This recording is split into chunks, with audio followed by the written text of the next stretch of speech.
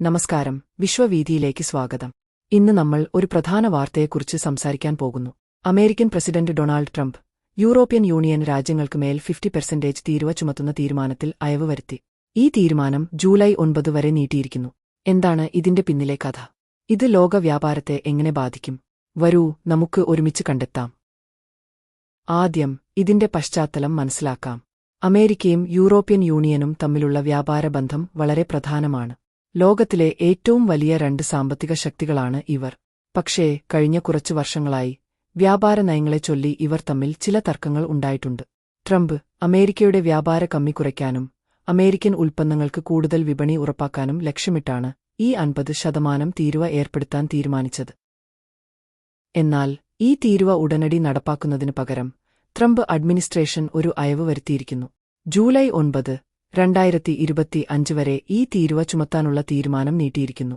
ഇതിന്റെ പിന്നിലെ പ്രധാന കാരണം യൂറോപ്യൻ യൂണിയനുമായുള്ള ചർച്ചകൾക്ക് കൂടുതൽ സമയം നൽകുക എന്നതാണ്.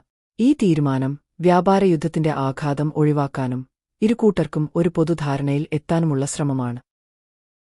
ഈ തീരുമാനം ആഗോള വ്യാപാരത്തെ എങ്ങനെ ബാധിക്കും?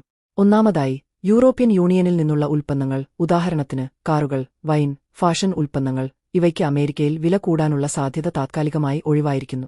ഇത് ഉപഭോക്താക്കൾക്ക് ഒരു ആശ്വാസമാണ്. പക്ഷേ ജൂലൈ 9 ശേഷം എന്ത് സംഭവിക്കും? ചർച്ചകൾ വിജയിച്ചില്ലെങ്കിൽ ഈ തീരുവ നടപ്പാക്കപ്പെടുകയും യൂറോപ്യൻ യൂണിയന്റെ സമ്പദ്വ്യവസ്ഥയെ ബാധിക്കുകയും ചെയ്യും. അതുപോലെ യൂറോപ്യൻ യൂണിയനും പ്രതികാരമായി അമേരിക്കൻ ഉൽപ്പന്നങ്ങൾക്ക് തീരുവ ചുമത്തിയേക്കാം. നമ്മൾ എന്തിനാണ് ഈ വാർത്തയെ ശ്രദ്ധിക്കുന്നത്?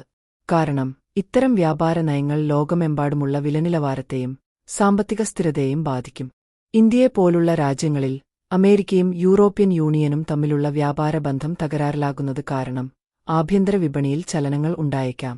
ഉദാഹരണത്തിന്, ചില ഉൽപ്പന്നങ്ങളുടെ വില കൂടുകയോ ലഭ്യത കുറയുകയോ ചെയ്യാം. നിങ്ങളുടെ അഭിപ്രായം എന്താണ്? ഈ തീരുമാനം ലോക വ്യാപാരത്തെ എങ്ങനെ ബാധിക്കുമെന്നാണ് നിങ്ങൾക്ക് തോന്നുന്നത്?